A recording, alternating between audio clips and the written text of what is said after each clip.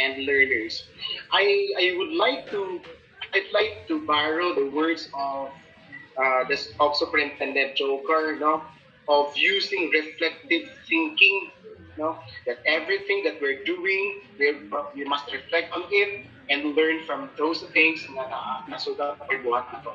So in here, our stage 3, school heads are reflective thinkers, no, learn from what we're doing. Stage 4, they empower the wider school community in the implementation of school policies, programs, projects, and activities towards school community transformation. Yan. 10 years na ka sa imong school, wala man lang ka siya na-transform. No? Naibag ko pa nga assign ng mga school heads, medyo nakita na dayon ang transformation sa school. No? Pero naagi ko dugay na kaayo, murag wa na siya, murag gamot na siguro. So, murag dili siya muhaong para sa stage 4. They commit to inspire all school personnel and fellow school leaders to continuously pursue excellence and create lifelong impact in the school and community. Yan. So, wala na ilang lugar ani ang pwede na the expression nga pwede na, dili na siya pwede. Dapat pwede. Yan. So, dili siya pwedeng okay na. Dapat okay. So, murag makita na ito ni sa itong mga school heads nga who have been there for quite a time na murag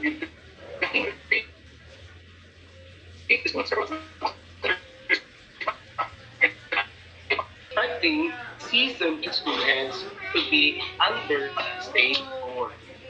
Now, pairing or what's the distinction between each stage? The default stage, no, is career stage 2. So lahat ng mga stage principals, at least as I said earlier, nasa stage 2. Yung career stage 1 are actually the aspiring school heads or the newly assigned. I mentioned this earlier, but I just would like to give you a picture on how each stage differ from each other. Yung practicing ng mga school head, nasa career stage 2 sila, and that's the default stage. That's the career stage 3 are the advanced school heads, while career stage 4 are the model school heads. So probably, kung may mga stage 4 tayo, siguro sila yung pwede nating ma-nominate, no, for awards, mga outstanding principals, teachers, and so on and so forth. So this is the picture of the career stages under the PPSSH. Yes. Ito, hihimay-himayin natin yung mga domains and strands. Domain 1 is leading strategically. This includes the vision, mission, and core values. So, wala memorize. Kung dili ma-memorize ang question, at least man lang masabtan o ma-explain. No? So, mura kailangan nating isa buhay, isa puso, yung vision natin. We dream of Filipinos who passionately love the country, so on and so forth. Next one is school planning and implementation. Policy implementation and review. Research and innovation. Program design and implementation. Learner voice. Yeah. Learner's voice is actually one of the processes na we engage into during the crafting of our SIP. And then the monitoring and evaluation processes and tools. Domain 1 highlights the role of school heads in setting the direction, goals, and objectives of schools, and in ensuring that these are understood, embraced by all stakeholders. Yan. Muna diri mo, lusot na ang role ni principal. Kung saan ka nila ko pagbuhat ang, kung saan ka na ko pag-lead ang akong stakeholders para makaproduce me of quality nga SIT. Takes into account the ability of school heads to identify and comprehend relevant sources of information such as existing laws, policies, research, feedback, and context, and also the capability of school heads to establish their connections and alignment. Yan. Kaya basig bitbitan ta og isa ka issue, kanya pakitaan ta og na teacher nga mas bright pa sa school head, niya dalhan ta dito og papel na ay uh, yang iko nga legal order kunya mangluspad ang principal kay pasig wa po siya kahibalo. So dapat the principal should always be advanced, no, kumpara sa atong mga teachers. So dapat aware ta sa atong mga existing laws, policies and rules, no, rules and regulations nga dapat mahibawloan nato, basic for students. The main one also provides school heads a complete understanding of the school's current and desired states and support in executing various collaborative strategies with stakeholders to respond appropriately to the dynamic and rapidly evolving needs of schools. Kaya atong what's your current situation in as far as key performance indicators is concerned? Ah, para og walang ta ang atong dropout is 6%. Pagpangutanan, pila man ng 6%, pila sa kabata. Mura og manawag na pud ta og atong school planning officer. So dapat kay balota sa current situation sa atong school ug asa pud ta padulong, no? Asa ta padulong after 3 or 5 years. Dapat kay balota og asa ang atong direction nga atuan. Domain 1, no, to summarize, encompasses the school head's commitment to a strategic course of visional goals towards maximizing organizational tools. There are actually school heads nga itakin-takin niya, bit-bit-bito niya ang iyang school planning officer. Kaya pagpangutana sa atong data, magnawag pa ta, no? I guess, I believe it is better na oriented, aware, niya, mas knowledgeable pang principal kasi a teacher. So let us maybe practice, no, do more para kuha nato ang domain 1, at least man lang stage 3 sa domain 1. Okay? Domain 2, managing school operations and resources. Kini issue po kayo ni we have here records management. Funny, pero true. No? Financial management, isa po di ka issue. Asa nabutang ang canteen, asa nabutang ang solicitation, fundraising activities, nga wala siya, every month may fundraising activities, pero wala ang hibaluin kung naasa kayo ngun. School facilities and equipment. Sa pagkakaroon, grabe na po pangita o mga paper mo, module ko, printer, etc. Pero do we have an inventory of printers? Do we have the listing of all the donated bond papers? Issue po siya, no? And then we have this management of staff. Kini management of staff, siguro kung true man ang na-faction, siguro kaay taas. Nga natulog ka buok sila sa school, ikaupat ang school head, pero ang tulog ka teachers, napot sila yung faction, murag lahira. The assignment of one teacher to a certain grade, no, should also be planned. Another one is school safety for disaster preparedness, mitigation, and resiliency. Kung magpirmi sa inyo kung gamay ulan, kung sa may yung buhaton sa inyong mga gamit, no?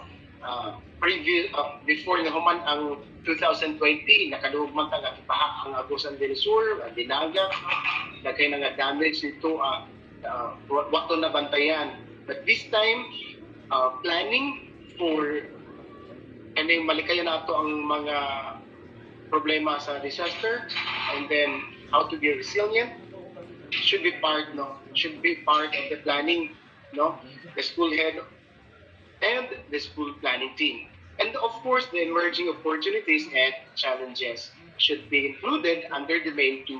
I repeat, domain 2 is managing school operations and resources.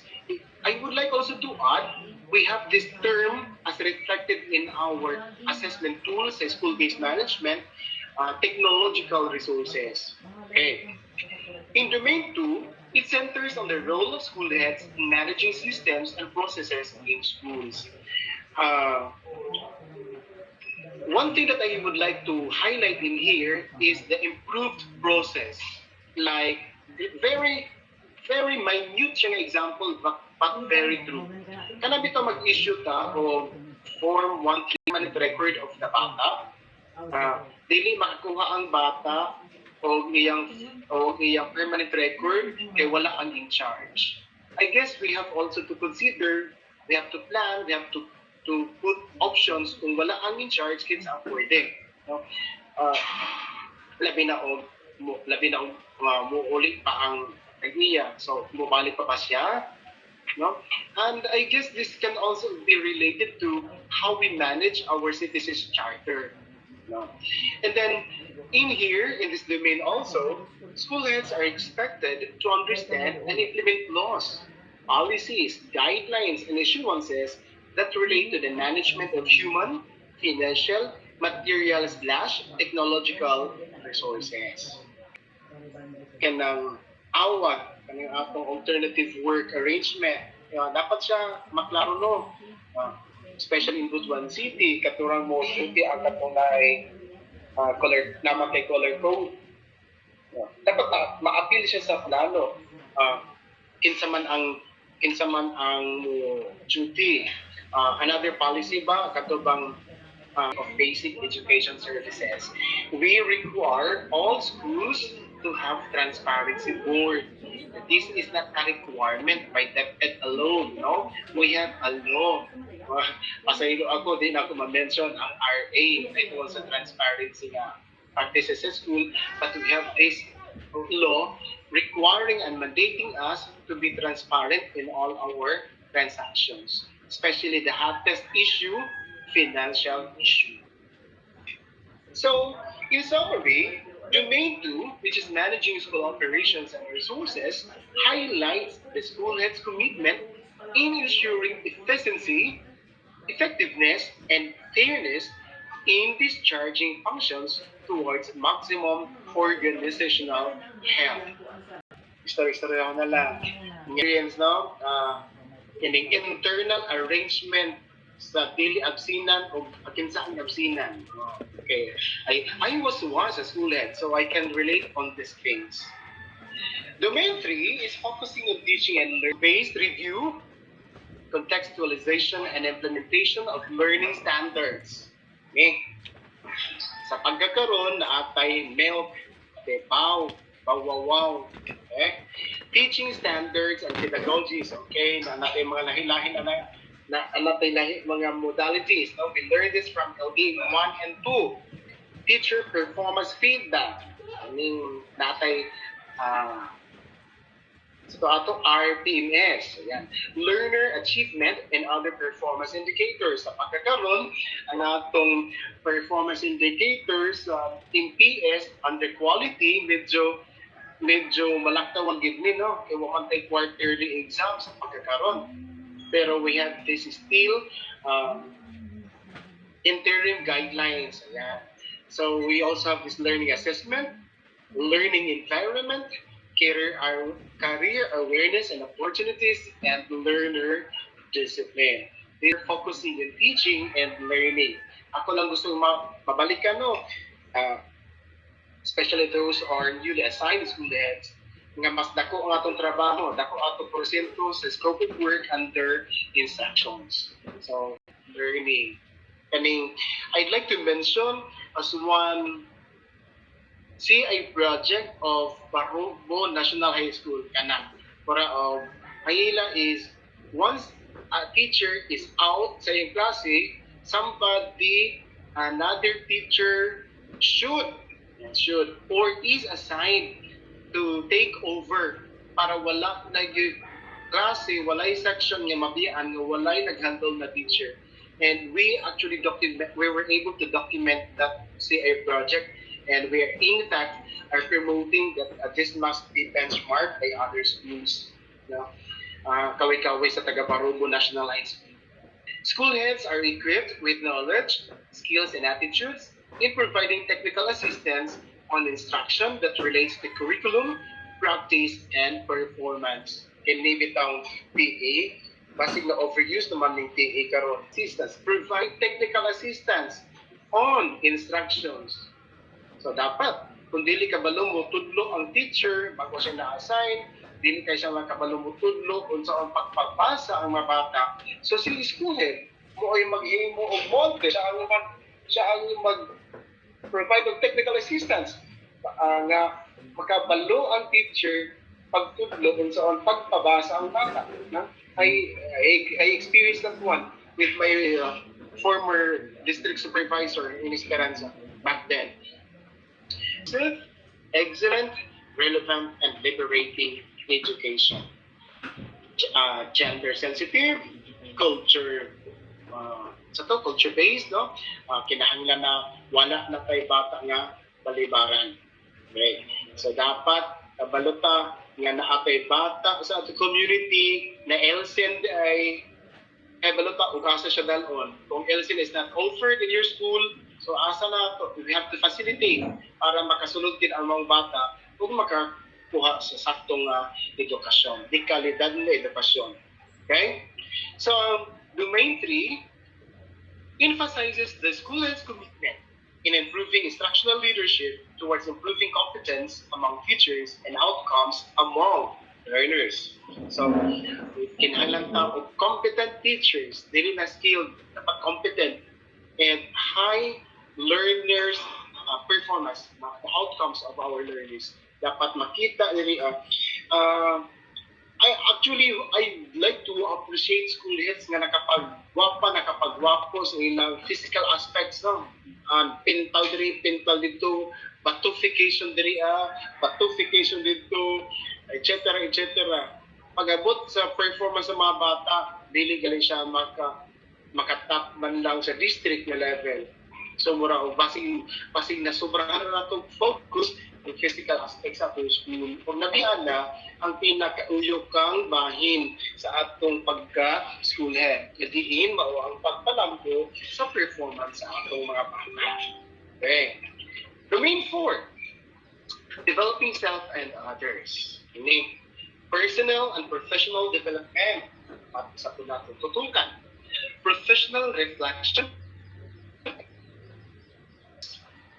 performance management, professional development as personnel, leadership development in individuals and teams, general welfare of human resources, and rewards and recognition mechanism. And then, dito pa to sa 4.8, we actually included this as a criterion in recognizing levels of community can help us or can provide us incentives with their own policies, like LGU initiated policy on giving rewards and recognition to our performing learners and teachers. Isa siya sa atong tanaw as criterion pag-evaluate or pag-assess nato sa school-based management. And this is actually true in PPSSH, no? Specifically, domain 4. Kining ang isa sa ako nakita na pwedeng mahimong issue is duha or tulo lang ka teachers ang gibalik-balik padala ni school head sa seminar, regional seminar, sa national, libre, niya nabiyaan na sa panon ang ubang teacher na nagkuha na lang sila, nagpahipig na lang sila sa kilid kaya wala taon sila napansin sa ilang student. But this time, let us distribute, spread the butter. And maybe this is already a high time to remind our coordinators, SDM coordinators of the incoming virtual activity nato sa 21 or 22, no? Actually, the participants were chosen from among those who are newly assigned. Marag ato i-distribute siguro ang butter para dili lang tong magsige nagbalik-balik or po mga now mag-appeal sa lahi nga seminar na siya abot sa tikas nga seminar na rapod siya. So this time we have to plan, no, nga results and others. Kining kung na seminar nga free, pa-appeal lang nato. Kung wala good siya, Na kinahanglanon magidato nga mag-apil og seminar kay requirement pa siya sa CPD o ito ang uban nato ng mga teachers na nagbayad na lang taon silang ila. School heads reflect on their personal and professional development to enhance their competencies in leading and developing people as they support their personnel's professional development and welfare. Katong padala sa atong scholarship. Pwede ito na ito. Panawon, the Human Resource Development Division in the regional office, actually nag-initiate sila o pagpangita o kinsa ning mga potential na mga scholars. No, yan nag-rate yung mga divisions na wala nakahatag ng nominees. This time, dili lang ako ma-mention kung kano saan ilang extended deadline, but we have slots under HRDD na pwede na include management of diverse relationships, management of school organizations, inclusive practice, communication, and community engagement. Inibitaw sa atong management of school organizations, na atong concern aning faculty club meeting versus faculty meeting. Lahi siya. So, what are these organizations nga nag-exist, mga buhi, mga tukod sa imong school? Kasi, science club, math club, English club, night club, saba. Basi na yung mga lain pa nga mga club or organizations na nakasulod sa imong school na wala na anak na bantayan. So, we have to make sure na although we are for Domain 5 building connections, pero dili po tanan nato tubutan nga mo exist sa atong school. Communication. Communication is an issue. Naimabot na in communication, mas unang nakasayod ang teacher kaysa yung school head. Napagabot sa pag-ingon sa pag-teacher, ang teacher refers this regional memorandum, for example, sa yung school head, masuko si school head, nga ngano nakauna pa kahibalo kaysa ako. No? So that there is something wrong in the communication system na sa school na to. Now that is why we encourage that the creation of communication flowchart, communication mechanism, kung sa atong pangsundot, asa dapat siya musulod para walay mag-away sa abot sa tumoy. And then community engagement, kining makikaludilo ta sa atong komunidad, especially sa stakeholders, no, nga naa sa ato, our barangay, local government unit officials. Okay, in engaging stakeholders in initiatives towards improvement of school communities. Let us go back to the concept of access, a child in community-centered education systems. So, ang school cannot exist without the support of the community. But the community, magpadayon silang mutubo, baka nagulat pa eskwelahan sa ilang nakita. Therefore, we have to see this as a significant, no, nga kinahanglan nakatay sakto nga partnership with our community people. They are responsible and accountable for inculcating a deeper understanding of the vision, mission, and core values and directions of the school to relevant entities. And they possess skills in relating with, dealing with, and forging relationships with people.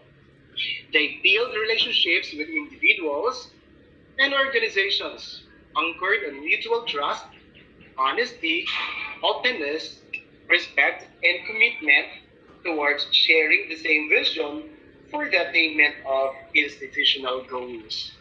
So, kining atong institutional goals, nagsulati. Sa to, naapay panultihan, no? It takes a village to educate a child. So, marag, education is everyone's responsibility. Nga nakita na sa itong mga nanay o tatay karong pandemic time na nakita na nila kung unsa ka importante ang atong mga magtutudlo nga sa unang panahon sige sila kasuko kaning labanan dayon nila ilang mga bata bisag makasuko ng gamay ang ilang bata na dayon mga konsidador na mga parents na kuwato sa eskwelahan o sumbong na dayon ireklamo ang teacher. But this time They are looking for us. Sila na ang nagpangita. Sila na ang nag-ampong ng tanan nanay face-to-face nga klase. Kay gikapoy na sila kung apilman siyang duha o tulog ka bata. Whereas ang teachers na to, 50, 40, no? So karon, building connections nga po, again, this must be considered, no, si school head, no? School head's commitment in advocating that education is everyone's responsibility. Dili ta magtudlo-tudlo ato ning kakuhan ang tanan. All right, we are done with session 2.1, and this time is a breakout session in the discussion. The scribe will take notes of the highlights of the discussion. So kinahanglan na ikuli-kuli dili i-manipulate ang isang iba. The selected presenter will present the highlights of the group discussion in 2 to 3 minutes.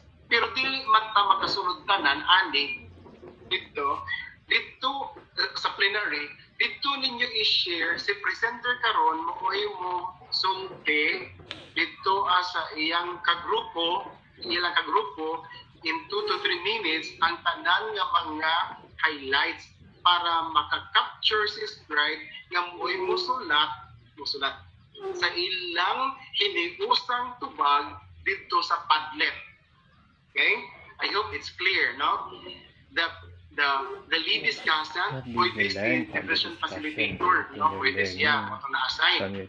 And then si scribe na i-assign mo to siya mag-take note o si presenter mo mag-present sa mga highlights sa ilang pang grupo. Balikan nato si scribe, siya karon ang musulod dito sa link sa Padlet. Kay dito ninyo isulat ang inyong hiniusang tubag sa atong activity. No? You're going to examine and give your comments sa mga findings, reactions, atong 5 domains plus the strands. Discuss it within 30 minutes. No? Share with the group your understanding on the domain descriptions, the strands, and the indicators across career stages as they relate to your work. To your work. Hindi kayo una-una sa lain. Okay? Bayugan City and